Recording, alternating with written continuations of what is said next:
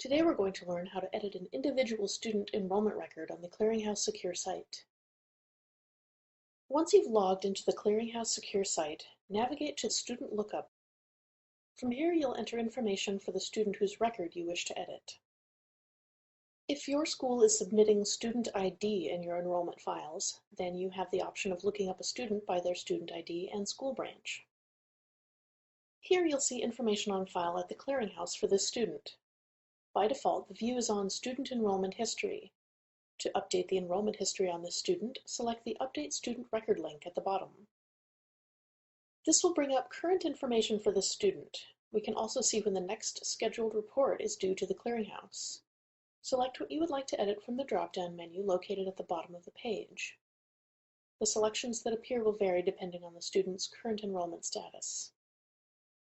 You can edit date of birth, anticipated graduation date, and the FERPA block, whether the student has withdrawn or graduated, and other changes like Social Security number, enrollment status, and program information. When you are done with these changes, simply click the Submit button. Please keep in mind the changes you are making are limited to your selection in the drop-down menu.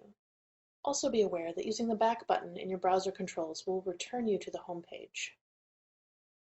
For more detailed information, please review our Enrollment Reporting Programming and Testing Guide or view our other online tutorials.